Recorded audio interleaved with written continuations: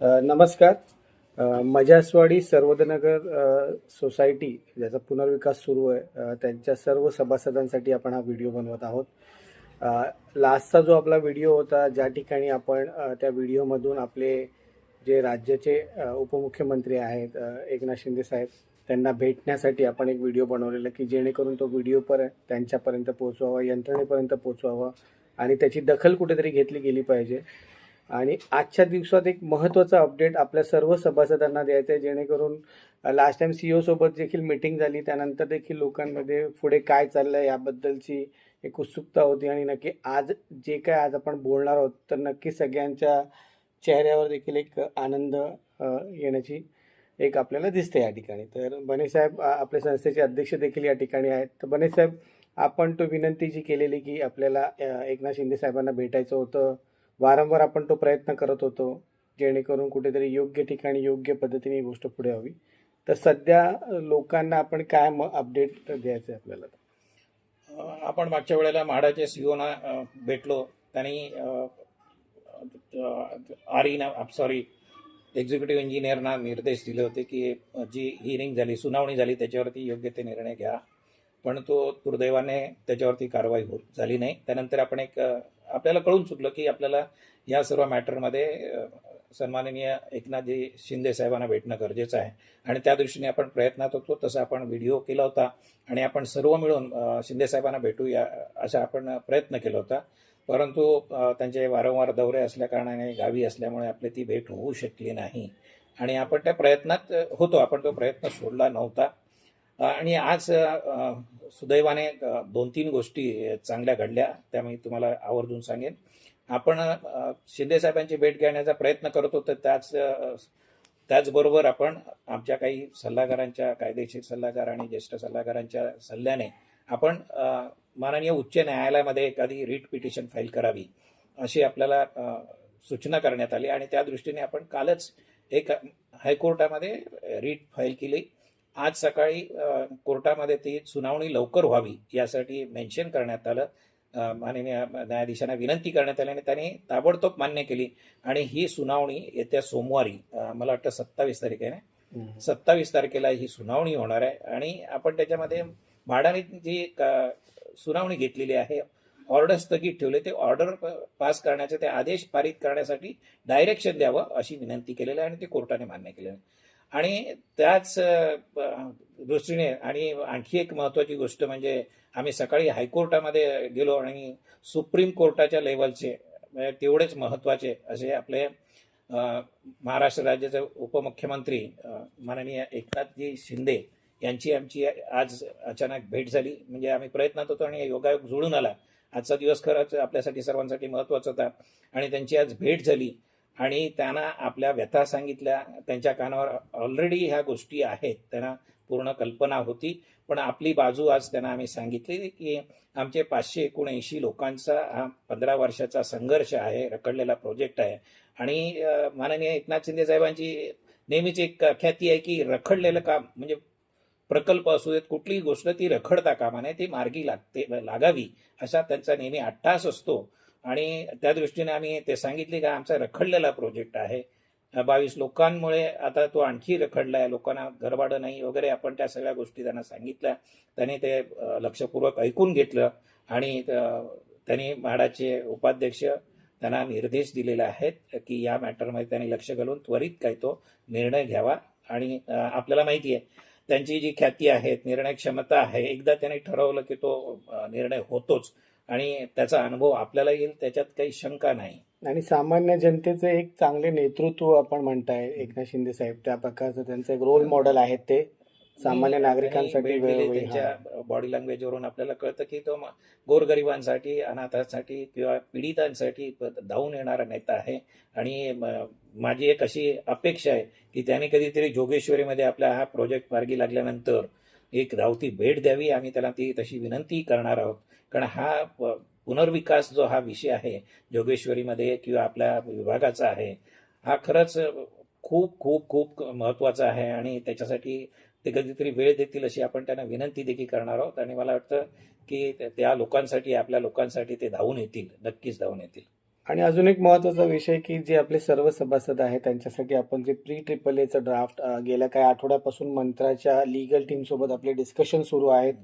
ड्राफ्टबद्दल discussion सुरू आहे आणि प्राथमिक ड्राफ्ट आपल्याकडे मोस्टली अवेलेबल होणार आहे आणि तेच आपण इतर सभासदांना देखील त्यांच्या सूचना देखील आपण कुठेतरी घेण्याचा विचार करतोय. की आपण मागे इथे जेव्हा सोसायटी ऑफिसच्या बाहेर मीटिंग घेतली त्या एबीसीच्या लोकांनी मला मेसेज पाठवले, साहेब हे जे PEEE आहे ते तत्परतेने व्हावं. 2 विषय आपले एबीसीचे आहेत. रिपेअर लिकेज तर आहेच, पण एक पाईप गॅस तो एक विषय आणि PEEE. त्या दिवशी आपण त्यांना आश्वासन की आपल्याला सर्वात प्रायोरिटी काय करता येईल, विनासायास जे काय करता येईल ते PEEE करतील. त्या दृष्टीने आपण विकासांशी बोललोय, त्यांच्या लॉयरशी बोललोय.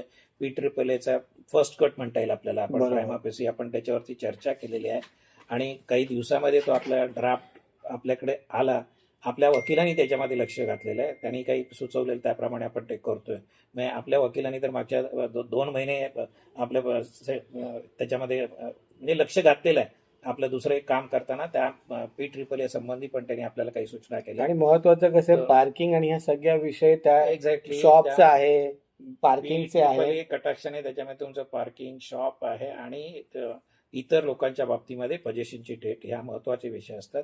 ते सगळे प्लॅन मंजूर आहे त्याच्यामध्ये येणार. पण एबीसीचा आपल्याला पार्किंगचं एकदा निश्चित झाल्यानंतर आपल्याला ते PEEE करता येईल आणि आपण अगोदर बोलल्याप्रमाणेच हे PEEEचा जो ड्राफ्ट आहे तो आपण सगळ्यांना शेअर करणार आहेत. लोकांच्या काही ऑब्जेक्शन असतील, सूचना असतील त्या आपण घेऊन परत एकत्र बसू आणि तो त्याच final प्रकारे करू. आपली लीगल टीम देखील त्याच्यावर अजून रिव्हिजिट करणार आहे फायनल व्हॅलिडेट ड्राफ्ट. आपण करून घेणार त्याच्याकडून आणि जनरल बॉडीमध्ये आपण ते मंजूर करून घेणार आहोत. ते आपण प्राथमिकतेने करेल, कारण प्रोजेक्ट 3-3.5 वर्ष चालणार आहे, पण या गोष्टी आपल्याला प्राथमिकतेने करता येईल. आणि आपलं गेल्या काही डिस्कशन्स मध्ये डी विंगचं काम ऑलरेडी आता काही दिवसात ते देखील सुरू करणार आहे. तर ती एक पॉझिटिव्ह बाजू आहे की जसा तो प्लॅन मध्ये आहे त्याच पद्धतीने त्याला पुढे नेऊन त्याचंही काम घेणार आहे 10-15 दिवसात. आता जलद गतीने काम सुरू होईल. आता आपल्याला 22 लोक जे प्लॉटवरती आहेत ते त्यांना सुबुद्धी होईल किंवा म्हाडा निर्णय घेईल आणि त्यानंतर डिविंगचं काम तर चालूच होईल. पण एकंदरीत सगळ्या प्रोजेक्टचं आता आपण सेलची बिल्डिंग बघितलं तर ते ज्या पद्धतीने काम चालू आहे तर कामाचा वेग आपण पाहता आपला प्रोजेक्ट पण त्या वेगाने पूर्ण होईल आणि ज्या ज्या गोष्टी आपल्याला कमिट केलेल्या आहेत त्या निश्चितपणे पूर्ण होतील. लोकांमध्ये संभ्रम करण्याचा जो प्रयत्न चालू आहे त्याच गोष्टी परत लोकांच्या डोक्यात घालण्याचा प्रयत्न केलेला आहे. त्याची म्हणजे काय त्याला अर्थ नाही. आणि काही लोकांचे कॉल्स येतात ते बोलतात एवढे चिडलेले आहेत ना काही लोक, पण मी म्हणाले त्यांना इग्नोर करा. तुम्ही जर अशा सगळ्या गोष्टींकडे जर का लक्ष देत गेलात ना तर तुम्ही चांगल्या गोष्टी तुमच्या हातून ज्या घडायच्या असतात त्या घडणार नाहीयेत. आपल्या प्रत्येकाच्या इंडिव्हिज्युअलच्या मध्ये किंवा सार्वजनिक जीवनामध्ये आपण सगळ्या अशा गोष्टींकडे ते आपले गुरु आहेत. आता मला विश्वगुरु काही लोकांनी केलंय, पण ते आपले गुरु आहेत. आपल्याला काही गोष्टी शिकवतात, कोणाशी कसं वागायचं, कोणाशी कसं बोलायचं, कोणाला इग्नोर करायचं, या सगळ्या गोष्टी आपण त्यांच्याकडे शिकतो. तर ते आपण शिकत राहू त्यांच्याकडून. आता बऱ्याच लोकांकडे भरपूर वेळ आहे. मला आश्चर्य वाटतं या लोकांकडून एवढा वेळ कुठून असतो. तर ते करत राहतील. लोकांचं पण एंटरटेनमेंट होत असेल काही लोकांचं. आम्हाला काही त्याच्यातून शिकता आलं तर आम्ही शिकू. आम्ही नेहमी दिवसेंदिवस आम्ही ते शिकायचाच प्रयत्न करत असो. करू त्याच्यातूनही काही साध्य झालं, काही आपल्याला मिळालं.